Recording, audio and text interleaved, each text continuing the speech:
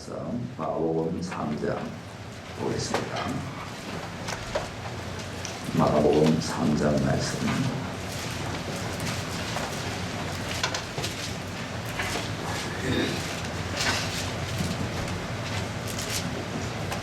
7절로 12절까지 말씀 보겠습니다. 신약성경 57페이지입니다. 57페이지 마가복음 3장 7절로 12절 말씀 교독하시겠습니다. 7절 말씀. 예수께서 제자들과 함께 바다로 물러가시니 갈릴리에서 큰 무리가 따르며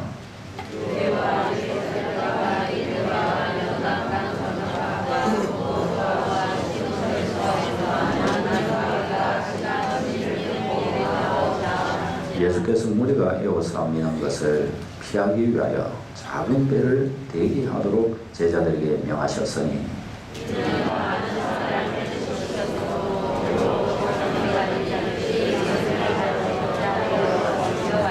더러운 귀신들도 어느 때든지 예수를 보면 그 앞에 엎드려 부르짖어 이르되 당신은 하나님의 아들이니이다 하니 예수께서 자기를 나타내지 말라고 많이 경고하시니라. 아멘. 네, 10년도 첫 영상을 보려고 하는데요. 오늘 이 영상에 나오는 간증자는 아주 부족한 것이 없이 그렇게 살던 분입니다. 그렇지만 인생에 부족한 것이 없다고 해서 문제가 없는 게 아니죠. 그런 속에 있었지만 삶의 아주 우여곡절에 이렇게 빠져들게 됩니다. 아주 고통하게 되는데요. 그러면서 이분은 주님을 자기가 모신다고 살았지만 이게 얼마나 불신앙적인 삶이었는가를 확인하게 되고 또 자신과 하나님과 사실은 말은 믿는다고 했지만 사실은 별 상관이 없는, 주님은 자기에게 아무 능력이 되지 않으시고 또 자기도 주님께 별로 기대하는 것 없이 그렇게 살았음을 깨닫게 되고 진정한 믿음의 자리를 찾게 된 그런 내용입니다. 보면서 또 이 중간에 보면은 또 울먹하는 부분이 있습니다. 개인적인 감정이니까요. 참 이유가 있을 것입니다. 보면서 좀 도전받는 그런 시간 되시기를 바랍니다.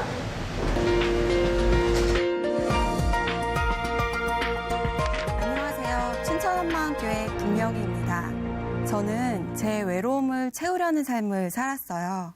그래서 제 외로움을 잊게 해주는 것들은 그것이 무엇이든 상관하지 않고 몰두했습니다. 그러나 외로움은 채워도 채워지지 않고 오히려 밑 빠진 독처럼 점점 더 커져갔어요. 그러다 부활하신 예수님을 주인으로 믿고 외로움뿐 아니라 모든 것을 채워주신 주님과 동행하게 된 삶을 간증하려고 합니다. 저는 어려서부터 부요한 환경 속에서 많은 것을 누리며 살았어요. 원하는 것들은 모두 필요 이상으로 누릴 수 있었고 그것을 당연히 여겼어요. 심지어 대학교에 들어갈 땐 외지 생활을 하게 된 저를 위해 아버지께선 대학생활 동안 지낼 아파트와 차도 서슴없이 사주셨을 정도입니다.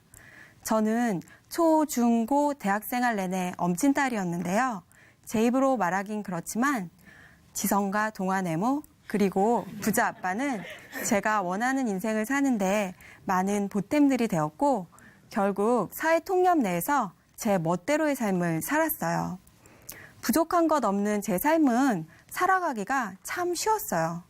원하는 건 다 하고 휴식이 필요할 땐 쉬고 생각도 고민도 필요 없고 타인이 저를 판단하거나 싫은 소리를 하면 나름 마음을 다해 쏘리 라고 한 후 더 이상 마음에 두지 않았습니다. 그래서인지 20대 초반까지 저에게 있어 인생이란 초록빛의 당당함이었어요. 저에겐 언니가 한 명 있는데요. 언니는 항상 령이야 너는 뭐가 매일 그렇게 즐겁니? 라고 물으며 허무하고 쓴 인생에 대해 이야기했지만 저랑은 상관없는 이야기였어요.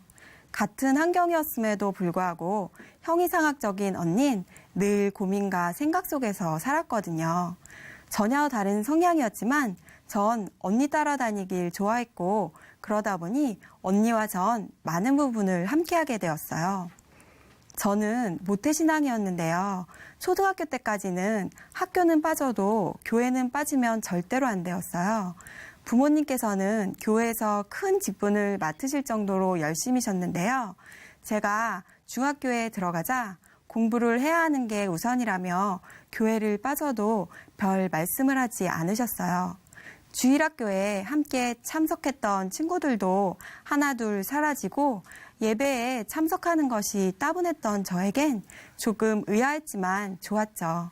그래서 대학 때까지 제 신앙은 주일에만 예배를 드리는 썬데이 신앙으로 이어졌고 그 후 제게 주어진 삶은 당당하게 멋대로 예수님과는 상관없이 살았어요.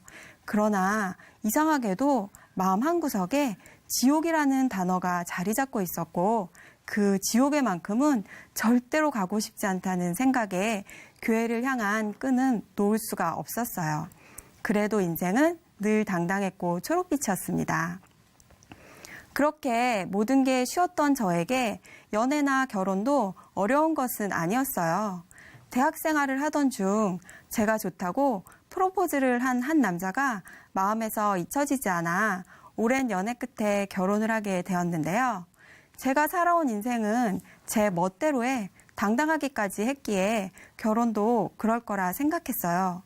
그러나 결혼은 도무지 넘을 수 없는 산이 되어 제 앞을 가로막아 버렸습니다. 늘 제 멋대로에 당당했던 저는 시댁 식구들과 사사건건 부딪혔고 그 후폭풍은 늘 남편의 몫이었어요. 결국 남편과도 싸웠다 화해했다 하기를 반복하였지만 저는 제 뜻대로 남편은 남편 뜻대로 시댁은 시댁 뜻대로 되지 않는 것들에 불만만 쌓여갔고 서로에게 상처만 되었어요. 그러던 어느 명절날 이곳에서는 무엇 하나 내 뜻대로 살 수가 없구나 라는 생각과 함께 그동안의 앙금이 폭발하여 크게 다툰 후 앞뒤 생각 없이 제 멋대로 당당하게 집을 나가버렸습니다. 당연히 저를 데리러 올 줄 알았던 남편은 오지 않았고 별거 끝에 저는 남편과 합의혼을 하게 되었습니다. 그러나 그렇게 제 인생에 처음 찾아온 실패는 감당하기가 참 힘들었어요. 믿었던 남편에게 배신당했다는 생각, 마음에 찾아오는 갈등과 고통, 그리고 끊이지 않는 염려와 무엇으로도 채워지지 않는 마음 깊숙한 곳의 외로움은 저를 너무나 힘들게 했어요. 상처로 너무 힘들었던 저는 친정으로 와서 여행과 휴식, 공부 등으로 정신없이 살면서 상처가 치유되길 바랬어요. 남자친구도 사귀어보고 했지만 과거에 저에게 없던 외로움과 슬픔이 문득문득 찾아와 저를 괴롭혔어요. 무엇으로도 채워지지 않는 외로움을 잠시나마 잊게 해주는 것들은 무엇이든 했어요. 쇼핑, 여행, 영화, 연애, 스포츠, 마사지 등등. 그러나 모두 잠시일 뿐 제 마음 깊숙이 자리 잡은 외로움은 제 몸과 마음을 힘들게 했어요.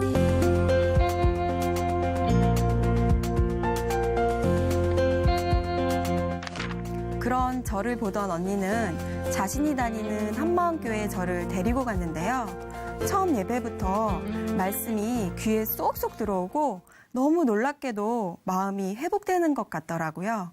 교회에는 날마다 예수님의 부활이 소용돌이 치고 있었어요.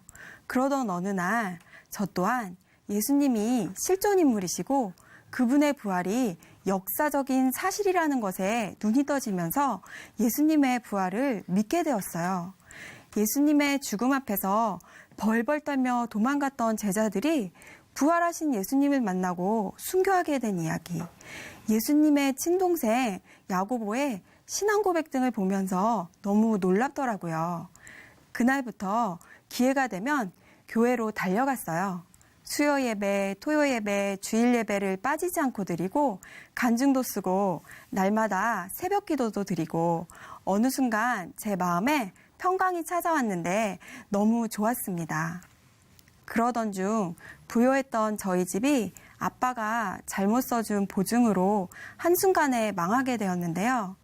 그 당시 저는 대학병원에 레지던트로 지원하여 합격된 상태였는데 어려운 집안 사정으로 레지던트를 포기하고 월급을 받는 의사 생활을 하게 되었어요.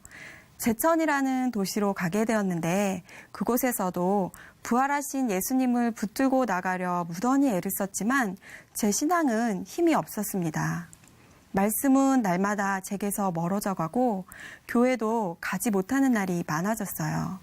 제 마음 깊숙이 자리 잡고 있던 외로움은 다시 고개를 들었고 저는 외로움을 잊게 해줄 것들에 다시 집중했습니다.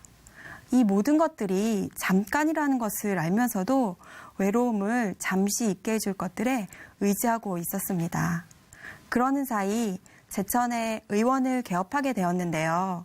언니도 병원에 와서 일을 도와주게 되었고 경제적으로 힘들어진 집안을 위해 정말 열심히 일을 했어요.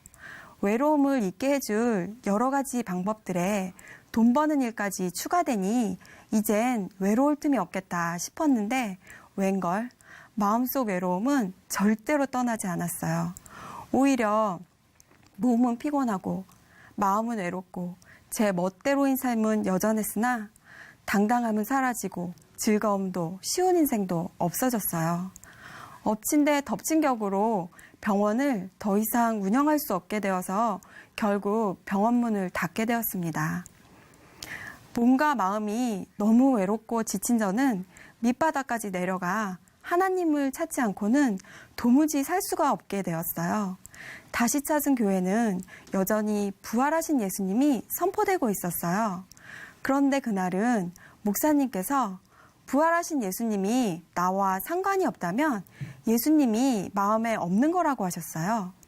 내가 주인된 죄를 회개하지 않고 예수님을 주인으로 믿지 않으면 다 지옥에 갈 수밖에 없다고 하시는 거예요. 그런데 저는 이미 부활하신 예수님을 믿고 있는데 또 회개를 해야 하나? 이런 생각과 함께 내가 주인 되어서 산 것이 그렇게 큰 죄인지 모르겠더라고요. 그래도 교회는 계속 나갔고 제 외로움은 순간순간 잊혀졌을 뿐 해결이 되진 않았어요. 교회를 나가는데도 예전과 달리 외로움은 계속 저를 쫓아다녔어요. 세상 방법은 접어두고 교회에서 문제를 해결해 보고자 했지만 멈추지 않는 외로움 때문에 미칠 것 같았어요. 마치 연극이 끝나거나 큰 파티가 끝난 뒤 무대 뒤편에 나 혼자 남겨진 것 같더라고요. 외로움 때문에 가슴엔 구멍이 난 것 같았어요. 게다가 내가 주인된 죄를 회개하지 않고 예수님을 마음의 주인으로 믿지 않으면 다 지옥에 갈 수밖에 없다고 하는데 저는 지옥에는 정말 가기 싫었기에 회개하고 싶었지만 내가 주인된 것이 왜 죄인지 모르겠더라고요. 외로움은 계속 저를 삼키고 지옥에 갈 것 같은 두려움 때문에 하루하루를 버티고 있었어요. 그러던 어느 날 목사님의 설교를 듣다가 저는 부활하신 예수님이 역사적인 사실이라는 것만 믿었을 뿐 나와 부활하신 예수님이 아무 상관이 없다는 것을 알게 되었어요. 예수님의 부활이 역사적인 사실이라는 기록들을 통해 예수님이 하나님이라는 것은 믿어 의심치 않았지만 예수님이 나의 주인 되어 주시기 위해 부활하셨다는 것은 믿어지지도 않았고 믿고 싶지도 않았다는 것을 알게 되었어요. 정말 충격이었어요. 목사님께서는 전능자가 이 땅에 오셨다 가신 이유가 산자와 죽은 자의 주가 되기 위함이고 생명뿐 아니라 모든 것을 주기 위함이라고 하시는 거예요. 그러면서 하나님께서는 하나님을 버리고 내가 주인된 나를 위해 아들을 내어주셨고 내 죄를 위해 죽고 부활하여 믿을 만한 증거를 주셨는데도 여전히 예수님을 믿지 않고 배척한 이 죄를 회개하고 예수를 주인으로 믿어야 한다고 하셨어요. 이것이 성령님께서 책망하는 죄라고 하시면서 말이죠. 그동안 저는 제 멋대로 살아온 사람이라 내가 주인 되어서 산 것이 죄 같지 않았어요. 타인에게 피해를 주지 않는 범위 내에서 나름대로의 삶을 누리며 즐겁게 살면 된다고 생각했어요. 이런 어리석은 저를 위해 목사님 설교를 통해 성령님께서 제 마음을 조심스럽게 건드려주기 시작하셨어요. 저는 마음의 주인이 나라는 것이 얼마나 무서운 죄인지 감각이 없었어요.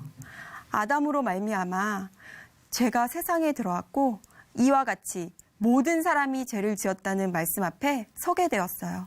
순간 하나님을 마음에서 버리고 내가 주인 되어 마귀 종노릇하며 살았다는 것을 성령님께서 깨닫게 해주셨어요. 하나님을 버리고 마귀 종노릇하는 저를 위해 하나님은 아들인 예수님을 이 땅에 보내주셨어요. 전능자 하나님께서 사람으로 직접 오신 거예요. 오직 저의 주인 되어주시겠다고. 그런데 저는 여전히 내가 주인인 게 뭐가 그렇게 큰 죄냐며 느낌이 없다고 전능자를 앞에 두고 외면하고 무시하고 있었어요. 내가 주인된 죄 때문에 예수님께 온갖 수모와 아픔을 주고 십자가에까지 매달리게 했는데 그런 예수님이 부활하셔서 나의 하나님이며 나의 주인임을 믿게 해주셨는데 눈과 귀가 가려 회개하지 않고 예수님을 믿지 못했어요. 저를 너무 사랑하셔서 죽고 부활하신 예수님이 쳐다도 보지 않는 저를 위해 몇십 년간 제 문 밖에서 두드리지도 못하고 하염없이 문이 열리길 기다리시는 모습이 오버랩 되었어요. 탄식이 나왔습니다. 어찌할꼬 하나님 마음을 너무 아프게 하고 멸시했나? 그러고도 감각이 없어 예수님을 배척하고 외면했나? 이 죄를 어찌할꼬? 회개했습니다. 그토록 하나님 마음을 아프게 하고 오직 저만을 위해 내 마음대로 살았던 이유가 부활하신 예수님을 주인으로 믿지 않았기 때문이라고 고백하며 용서를 구했습니다. 그때 저는 저를 너무 사랑하셔서 친히 이 땅에 오시어 저의 죄를 대신해 죽고 부활하신 예수님 앞에서 예수님 믿지 않았던 죄를 회개하고 예수님을 마음의 주인으로 영접했습니다.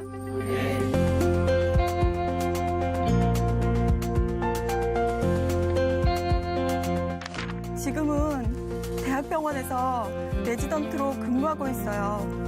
병원 생활이 바쁘고 레지던트는 병원에서 거의 거주하다시피 하는 수준이라 예배 오는 게 만만치 않았지만 그래도 틈틈이 언니와 함께 예배에 참석하며 말씀에 집중할 수 있게 되었어요. 예배를 드리며 수많은 지체들의 간증과 목사님의 말씀을 통해 전능자가 이 땅에 오셨다 가신 이유가 산자와 죽은 자의 주가 되기 위함이고 생명뿐 아니라 모든 것을 주기 위함이라는 것이 점점 더 선명해졌어요. 끊임없이 나를 괴롭혔던 외로움은 내가 주인이었기 때문이었어요. 이젠 내 인생 전역에 걸친 모든 것이 주님의 것이기에 주님 앞에서 혼자 외로워한다는 것은 있을 수가 없는 일이 되어버렸어요. 지금 생각해보면 과거의 모든 문제들은 공동체에 오픈하고 함께 기도했다면 금방 해결이 될 일이었는데 괜히 혼자서 끌어안고 고생을 했더라고요.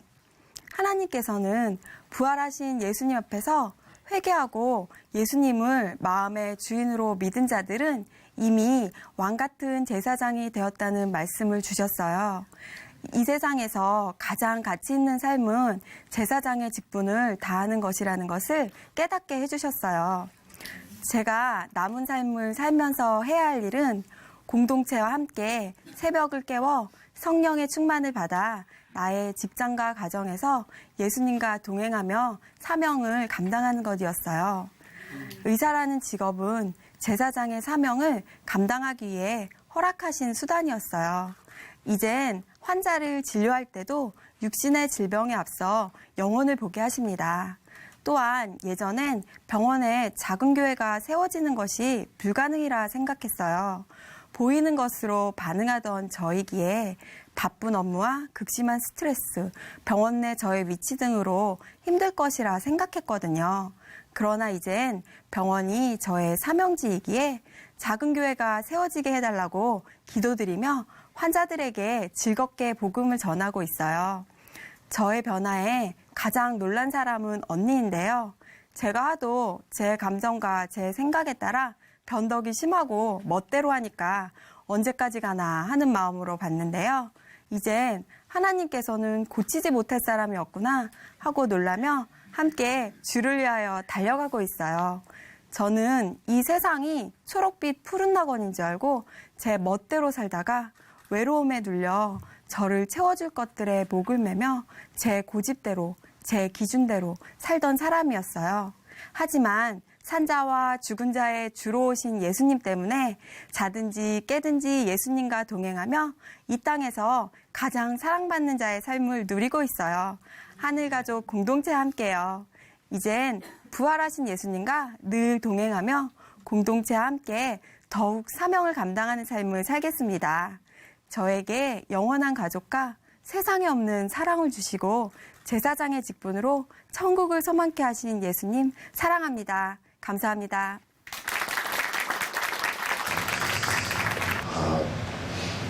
여기에 이분의 같은 경우에는 어려서부터 예수님을 이렇게 모시고 이렇게 살았죠. 근데 이분이 참 발견한 참 중요한 것이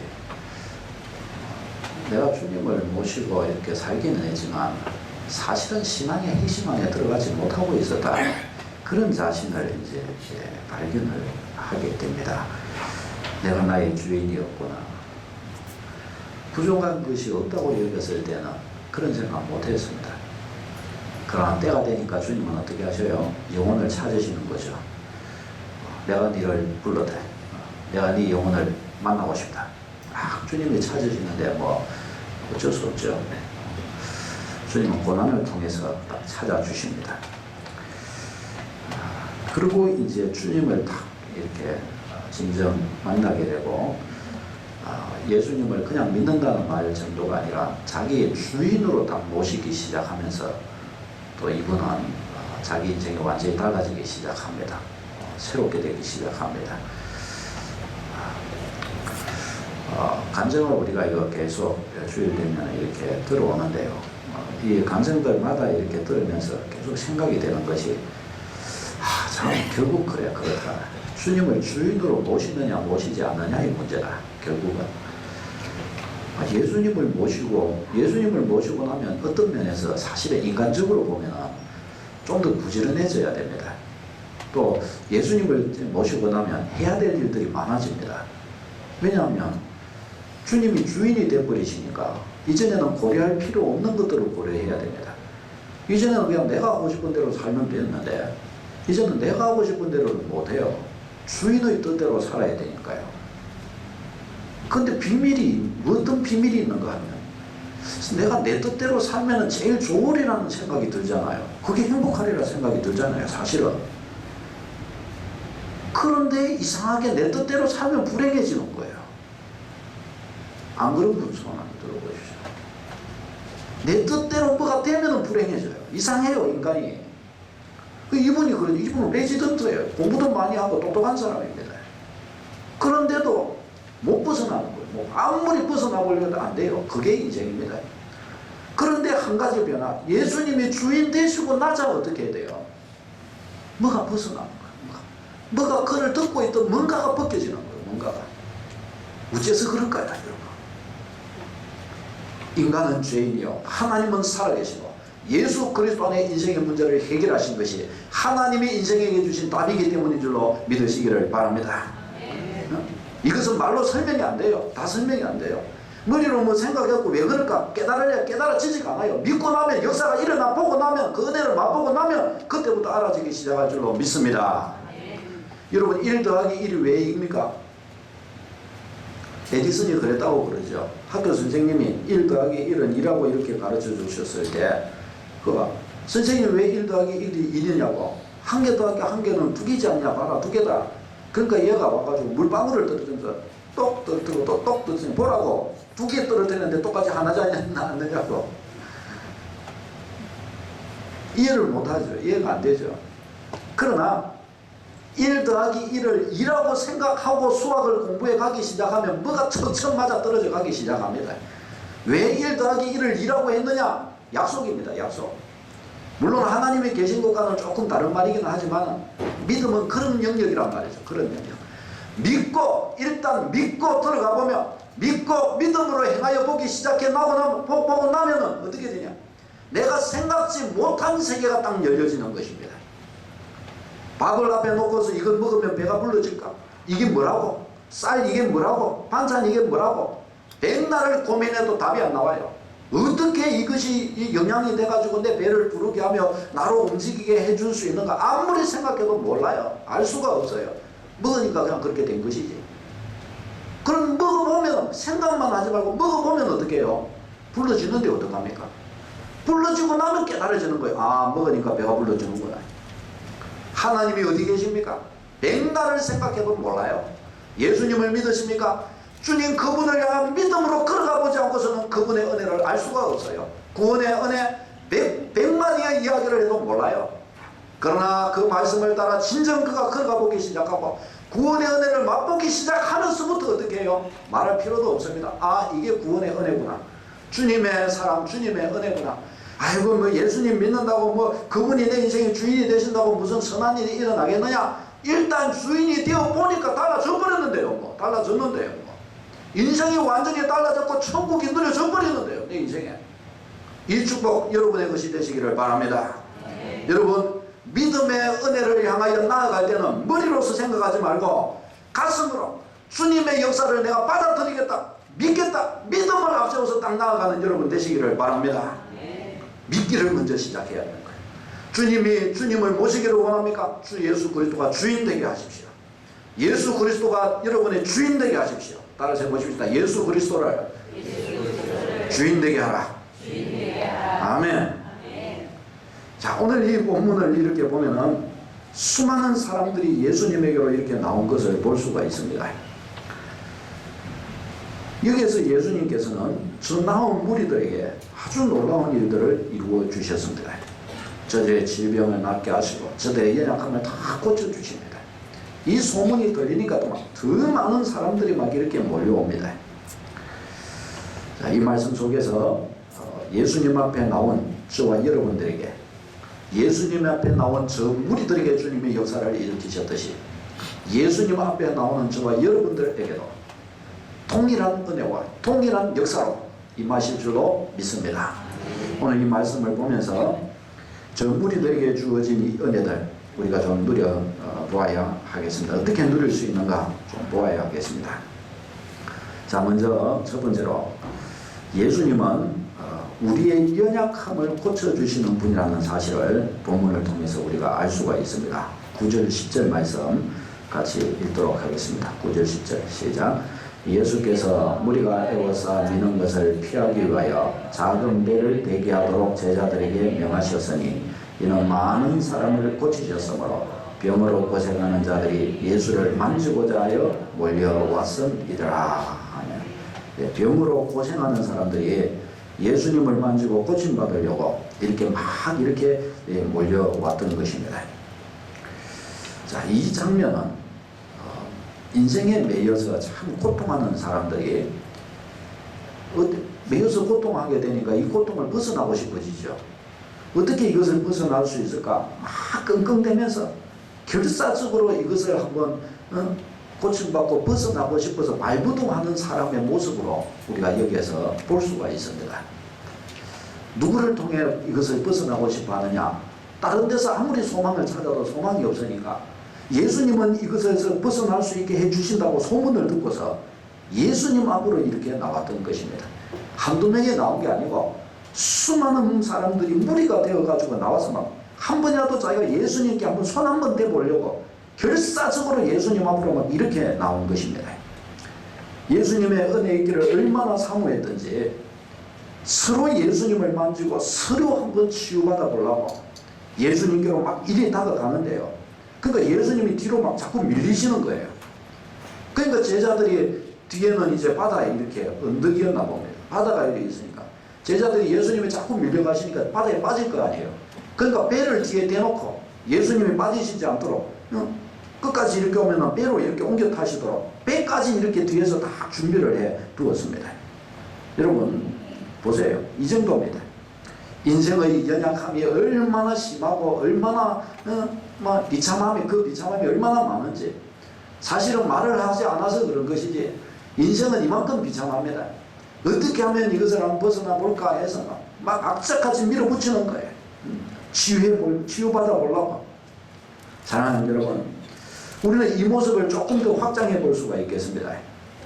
예수님은 인생에 매여 종로를 타는 사람, 삶이 고달프고 삶의 고통 가운데 있는 사람, 문제를 가지고 신음하는 사람, 살맛을 잃은 사람, 가장 불행한 사람, 소경과 문둥병자와 장기와 죄인까지도 다 불쌍히 여기시고 주님을 만나러 나오는 저들에게 다 역사해 주셨습니다. 저들을 위해서 고쳐주시는 주님. 예수 그리스도는 우리 인생의 연약함을 고쳐주시는 주님이셨던 것입니다. 이 많은 우리들이 왜 예수님 한번 만져보려고 나왔느냐? 고쳐주시는 주님이시기 때문입니다. 믿으시기를 바랍니다. 우리 인생의 연약함을 예수님은 다 아시기 때문에 치유의 주님으로 다가와 주시지만 치유의 주님으로 다가와 주시니까 수많은 사람들이 이 사실을 보고 예수님 앞으로 이렇게 나왔던 것입니다. 사랑하는 여러분, 예수 그리스도는 우리 모두의 연약함을 치유해 주시기 위해서 우리 가운데로 나와 주셨습니다. 예수님은 하나님이시면서 이 땅 가운데 인간의 몸을 입고 이 땅 가운데 오신 이유가 무엇입니까? 마태복음 8장 16절로 17절 말씀, 우리 이 주보에 나와 있는 구절 같이 한번 읽도록 하겠습니다. 시작. 저물매 사람들이 귀신 들린 자를 많이 데리고 예수께 오거늘 예수께서 말씀으로 귀신들을 쫓아내시고 병든 자들을 다 고치시니 이는 선지자 이사야를 통하여 하신 말씀에 우리의 연약한 것을 친히 담당하시고 병을 짊어지셨도다 함을 이루려 하심이더라. 아멘. 사람들이 예수님께 막 데려오니까 예수님께서 귀신도 쫓아내시고 병든 자도 다 고쳐주시는데 이것이 그냥 된 일이 아니라는 거예요. 선지자 이사야를 통하여 예언하신 우리의 연약함을 친히 담당하시는 주님, 우리의 병을 대신 짊어져 주시는 주님이신 그 사실을 가르쳐 주기 위해서 주님은 이 일을 친히 감당하셨다라고 그렇게 말씀을 하십니다. 사랑하는 여러분, 예수님이 우리 연약함을 담당하셨으니 우리는 연약함에서 해방된 백성이 된 줄로 믿으시기를 바랍니다. 베드로전서 2장 24절 말씀 읽겠습니다. 시작. 친히 나무에 달려 그 몸으로 우리 죄를 담당하셨으니 아멘. 친히 나무에 달려 그 몸으로 우리 죄를 담당하셨다라고 말씀합니다. 우리 죄를 담당하셨다. 이것을 담으로 우리의 연약함을 담당하셨다라고 말씀을 합니다. 예수님은 우리의 연약함을 친히 담당해 주시기 위해서 이 땅 가운데 오신 분이라고 성경은 분명하게 그렇게 우리에게 가르쳐 주십니다. 십자가로 우리의 죄를 이미 담당하셨다라고 말씀합니다. 여러분, 이것이 사실이라면 어때요? 우리가 이 땅을 살아가는데 인생의 문제는 예수 그리스도 안에서 어떻게 해요? 완전히 끝난 것입니다. 아멘.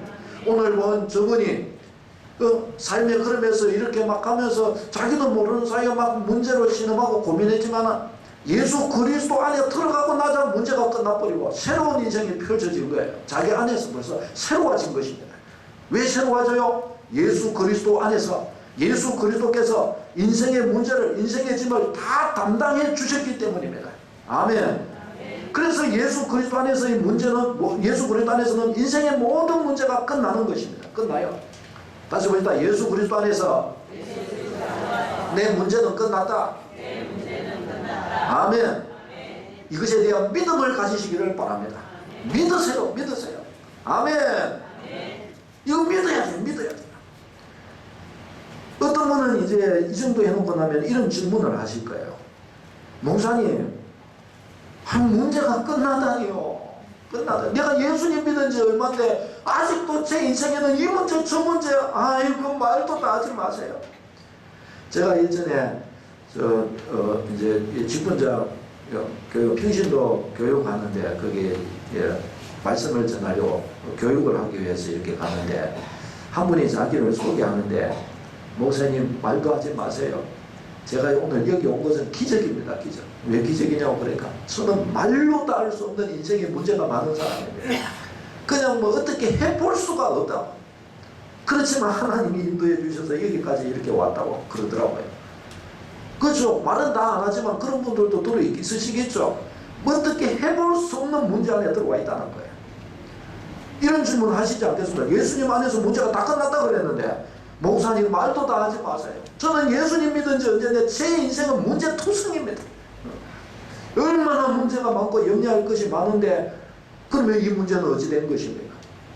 예수님 안에서 내 인생의 문제가 끝났다는데 어째서 이런 문제가 이렇게 있는 것입니까?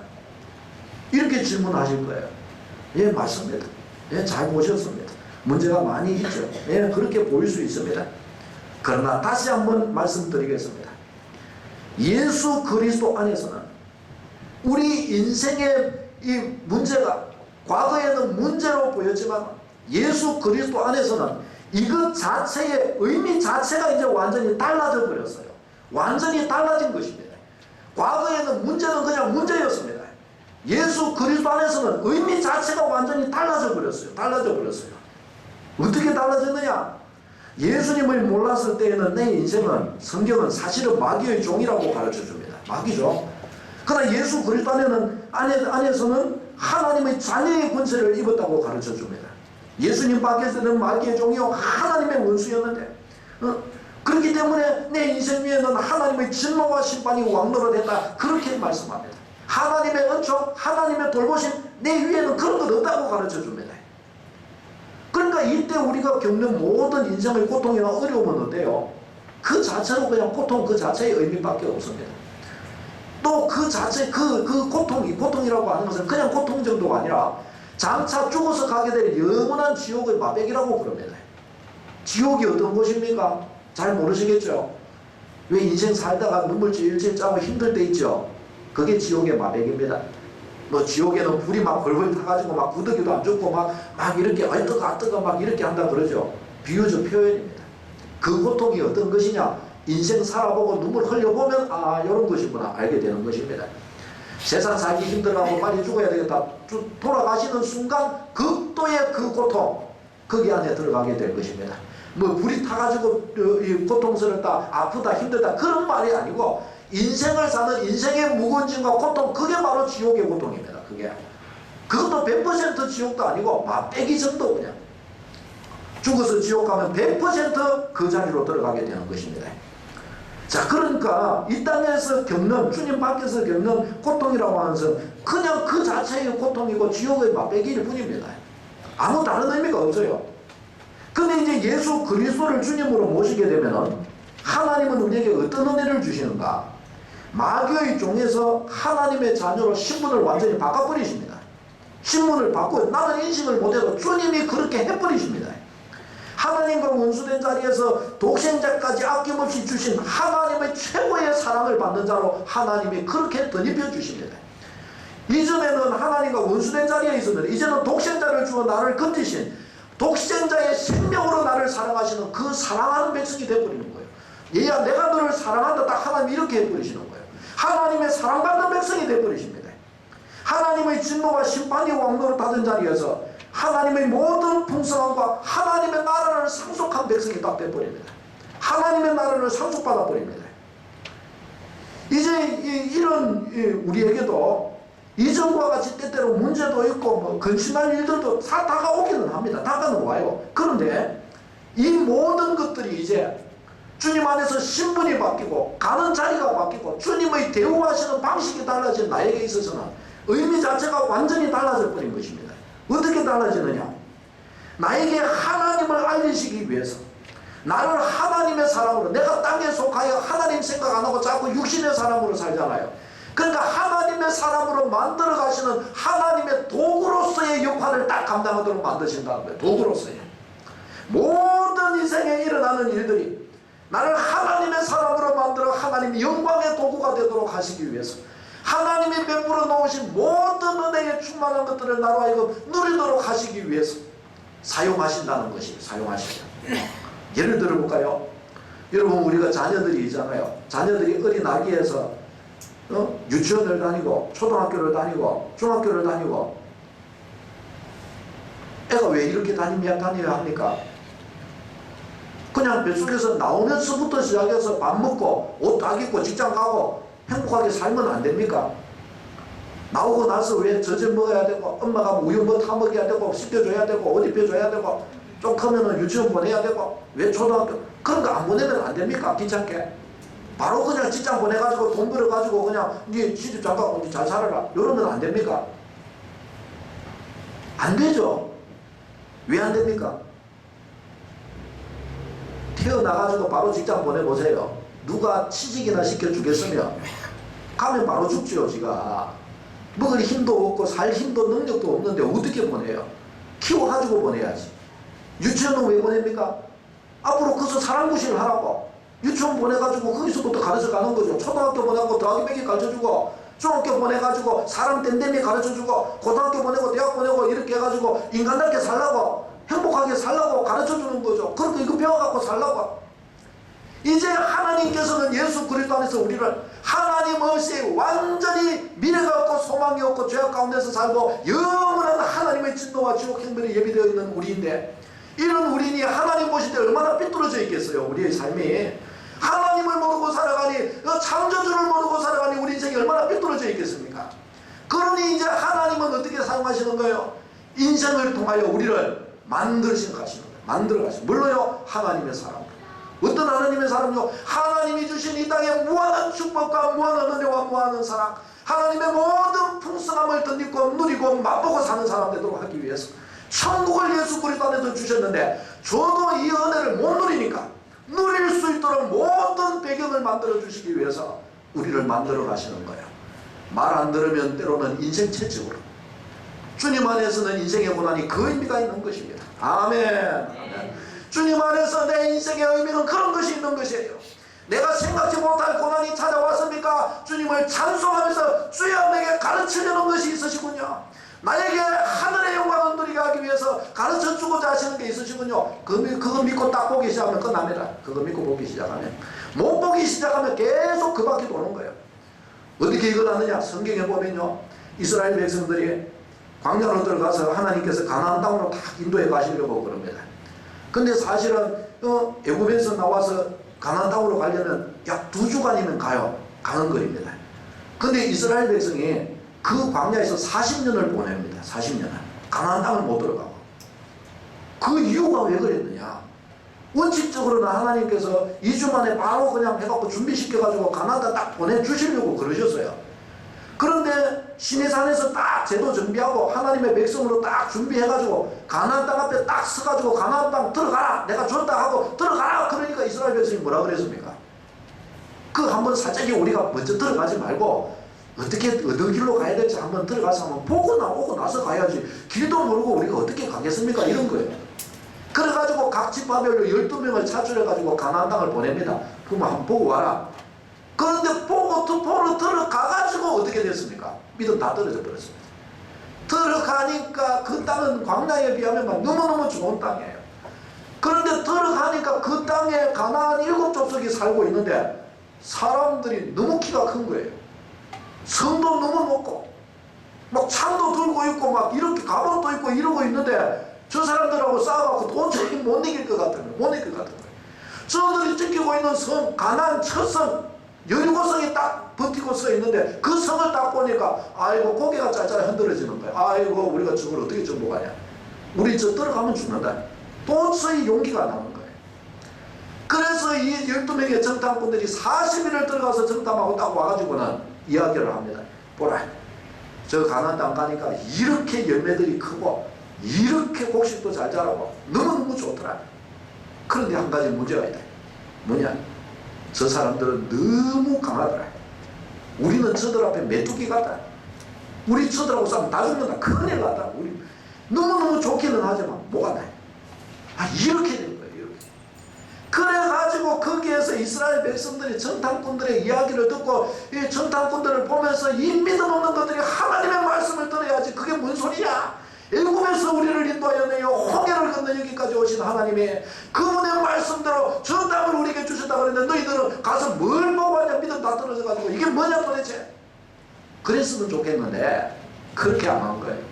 12명 정탐꾼들의 이야기를 듣자마자 그냥 하늘을 향하여 삿대질을 하면서 그냥 땅을 치면서 모세와 아론에게 돌을 던지려고 하면서 그냥 하나님이 우리를 이런 곳으로 내가 우리 다 죽게 생겼다고. 애굽에 그냥 있어서 거기서 종로로 타더라도 고기 뜯으면서 사는 게 더 나았는데 여기 와가지고 이제 우리 다 죽게 생겼다고. 이제 어떻게 하면 좋겠느냐고. 이들은 막 거기서 막 원망하고 단식하며 눈물을 흘리고 막 그렇게 합니다. 그래서 하나님께서 저들에게 말씀하십니다. 하나님의 영광이 탁 나타나더니 저들을 향해서 이렇게 목이 곧은 백성은 내가 본 적이 없다. 내가 너희의 말한 대로 너희에게 해주겠다. 그래가지고 그들이요 너희가 가나안 땅 못 들어간다고 말한 대로 20세 이상의 철든 남자는 철든 사람은 아무도 가나안 땅 들어가지 못하게 될 것이다. 그래가지고 이들은 광야로 들어가게 됩니다.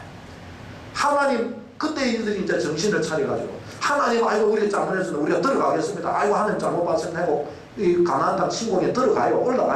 올라가는데 어떡합니까? 하나님이 안 도와주십니다. 안 도와주시니까 어떻게 해요? 완전히 전쟁에 져가지고 쫙 뒤에까지 도망갑니다. 그러니까 무슨 갖고 이제 침공에 들어가지를 못해요. 왜? 하나님이 안 도와주면 못 이기니까.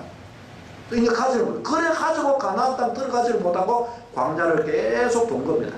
애굽으로 갈 수도 없고 앞에 있는 가나안 땅 갈 수도 없고 그러니까 어떻게 해요? 아무도 안 사는 광야에서 그냥 살 수밖에 없는 거죠. 그걸 얼마 동안 했어요? 40년 동안 한 거예요. 40년 동안. 여러분 이렇게 된 것입니다. 40년에 그래서 의미가 뭐냐? 40년을 통해서 하나님 경외하는 것 가르쳐 줬던 거예요. 하나님 경외하는 것.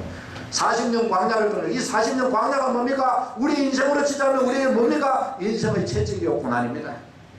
하나님은 이렇게 가르치시는 거예요. 왜 성경에 하나님의 말씀이 왜 목회자의 입을 통하여서 하나님을 경외하라 하나님의 말씀을 삼아라 예배를 삼아라 믿음으로 걸어가라 왜 이런 말씀이 나올까요? 왜? 광야에 고만 있으라고 그래요. 광야에 고만 있으라고. 주의 약속이 이렇게 있고 주의 역사가 이렇게 있는데 뭐 때문에 광야에 자꾸 살라고 그러냐. 그러지 말고 믿음으로 하나님 앞으로 나오면 될 것이 아니야. 가나안 땅 들어가면 될 것이 아니야. 아멘. 가나안 땅으로 가면 될 것인데 뭐한테 광야에 이렇게 앉아갖고 자꾸 거기 앉아갖고 단식하며 방바닥 긁고 그러냔 말이죠. 저도 종종 사실은 저 자신을 보면서 이런 저 자신을 보고 머리를 치게 됩니다. 한 번씩 이렇게 보면 제 영혼도 공고해질 때가 있거든요. 뭐 목회자라고 어디 안 공고해지겠습니까? 공고해집니다. 공고해지면은요, 영혼이 공고해지면요, 모든 인생의 문제가 다 오게 되어 있습니다. 틀림없이 그렇게 돼요. 우리 믿음의 백성이 은혜 떨어지기 시작하면 뭐가 와요? 모든 인생의 문제가 다 나한테로 옵니다. 내 마음에 채워집니다. 은혜 받고 나면 인생의 문제 아무것도 아닙니다. 은혜 떨어지고 나면요, 모든 인생의 문제가 다 나한테 옵니다. 짐이 아주 무거워져요. 그 저한테도 그럴 때가 있어요. 그럼 그렇게 되고 나면요, 가만히 이렇게 앉아서 방바닥 걸고 있는 거죠. 이렇게 긁으면 인생은 고단하고 무겁구나 막 생각을 하는 거예요. 그러다가 다시금 가만히 이렇게 생각해 보면 주님이 지혜가 번뜩이게 해주신데 너 지금 뭐 하는 짓이냐? 너 지금 뭐 하고 있냐? 뭐 하고 있냐? 네 앞에 이 가나안 땅이 있지 아니하냐? 네 앞에 약속의 생명의 말씀이 있지 아니하냐?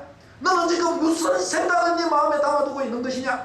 네 하나님의 말씀을 네가 담아봐야 될 것이 아니냐? 네가 뭐가 부족하다고? 네 하나님이 너를 자녀 삼아주셨다. 네 하나님이 너를 축복하시고 너를 사랑하시고 너를 위하여 모든 놀라운 일을 행하시는데 너는 지금 무슨 생각을 가지고 그렇게 고민하고 있는 것이냐? 성경을 떠들러 보기 시작해라. 기도하기를 시작해라. 아멘. 이때부터 바로 역사가 끝나버리는 거예요. 문제가 끝나버리는 거예요. 보기 시작하는 순간부터 기쁨이 찾아오는데요. 기쁨이 찾아와요. 하나님의 말씀을 대하기 시작하면서부터 문제가 끝나버리는데요. 문제가. 세상에 이런 역사가 어디 있습니까? 사랑하는 여러분, 우리 하나님의 역사는 이런 것입니다. 우리 하나님의 놀라우신 손길은 이렇게 역사합니다. 여러분 인생에 연약한 것 있고 뭐 조금 뭐 삶에 뭐 문제가 찾아오고 그런 거 아무 상관할 필요 없습니다. 문제 조금 있는 거 염려할 필요 없습니다. 왜요? 예수 그리스도가 내게 주인이시지 않습니까? 예수 그리스도가 나와 함께 계시지 않습니까? 그냥 그분이 내게 계시다는 사실, 그분이 내 인생의 주인이라는 사실, 요 한 가지만 정확하게 내 안에서 확인하기 시작하면요, 나머지는 주님이 다 하십니다. 그저 감사함으로 걸어가면 됩니다. 채찍질이 와요. 올 수도 있어요. 그러나 주님 안에서 딱 보기 자면 그것도 내 영혼의 최고의 축복이 되는 것이에요. 아, 요거 고쳐주시려고 그러는구나. 그럼 내가 빨리 이 기회에 빨리 고침받아야지. 딱 고침받으면 역사가 일어납니다. 한 번 제대로 고침받으면요, 평생이 복될 줄로 믿습니다. 왜 자녀들도 양육하고 이렇게 할 때 있잖아요. 회초리 잘못 때리면요, 자녀 오히려 망칩니다. 어떻게 해요? 애가 한번 잘못하고 이랬을 때 한번 세게 혼을 내줘야지. 대충 떼지 앞으로 혼나 그러면 떼지 이래 놓고 나면 어떻게 해요? 애가 비웃습니다. 속으로. 말은 못해도 아이고 우리 엄마 때려봐야 별거 아니다. 저건 뭐 100대 맞아도 끄떡끄떡 계속 거짓합니다. 계속 그렇게 합니다. 그러면 어떻게 해요? 자꾸 엣지 이렇게 해봐야, 맨날 그렇게 해봐야 답이 안 나오는 거예요. 한 번 그냥 걱정 못하도록 네가 까불면 큰일 난다 하면 한 번 그냥 호되게 때려주면 어떻게 해요? 이제 막 그 다음부터는 두 번 손대지 않는 거예요. 두 번 이제 엉뚱한길로 안 가는 거예요. 우리가요, 믿음의 걸음을 인생으로 주님께 연단을 받아 믿음의 걸음을 걸어가는데, 하나님 앞에 정확하게 믿음의 눈을 딱 뜨고요, 인생의 걸음, 삶의 이 걸음을 믿음으로 정확한 지침과 은혜와 바탕 위에서 딱 정확한 지침을 잡고 딱 한번 삶의 믿음의 습관을 딱 들여놓고 나면요, 평생을 복되게 만들어줍니다. 아멘. 평생을 행복하게 만들어줍니다. 뭐요? 이 은혜의 믿음의 걸음이. 그런데 습관 한번 잘못되면 그게 인생 망치듯이, 믿음 한번 잘못된 길로 들여놓고 이상한 믿음 들여놓으면요, 평생 나 잡고 괴롭힙니다. 스스로 생각할 때 믿음 없는 건 아니에요. 안 믿는 것도 아니에요. 그런데 그 믿음이 나를 못 살려내는 거예요. 그런데 그 믿음이 나를 붙들어주지를 못하는 거예요. 그 믿음이 나를 생명 있게 못 만들어줘요. 왜요? 잘못 믿은 거예요. 잘못 쌓아놓은 거예요. 제대로 못 쌓은 거예요. 제대로 못 쌓은 거예요. 사랑하는 여러분, 감히 여러분에게 말씀드립니다. 우리 주님의 은혜가 얼마나 놀라운지 모릅니다. 인생에 어떤 문제가 있든지 어떤 연약함이 있든지 뭐 어떤 사건 사고가 있든지 아무 상관없습니다. 전능하신 하나님은 천지의 창조주이시기 때문에 인생에 일어나는 그 모든 것들 하나님에게는 손톱의 때만큼도 안 되는 문제입니다. 말씀으로 천지를 창조하신 그분이신데 인생의 문제가 뭐 될 수겠습니까? 살고 죽는 것조차도 하나님은 다 주관하시는 분이신 줄로 믿습니다. 아무것도 아니에요, 그분 앞에. 그러나 한 가지, 우리 자신이 주님 그분을 제대로 보지 못한다면 어떻게 해요? 여전히 내 인생은 방황하고 뺑뺑 광야 40년을 돌게 될 것이란 말이죠. 여러분, 지금부터 시작해서 올 한 해 믿음의 걸음을 이렇게 쫙 걸어 이렇게 나아가실 때 첫 코부터, 첫 자리부터 시작해서 뭔가 좀 어그러진 것이 있다 딱 여겨진다면 정확하게 그 터 자체를 확 휘파버리십시오. 그 자리에서 토대로부터 정확하게 딱 놓기 시작해서 거기에서부터 한 단계 한 단계 이렇게 벽돌을 쌓아 올리는 여러분 다 되시기를 바랍니다. 이것이 여러분의 평생을 복되고 영광스럽게 해줄 줄로 믿습니다. 두 번 다시 기초를 쌓을 필요가 없으십니다. 한 번 제대로 딱 쌓아놓으면 이 토대 위에 계속 믿음의 지만 쌓아 올리면 돼요. 100점 200점 계속 올라갑니다. 이 축복 누리는 여러분 다 되시기를 바랍니다.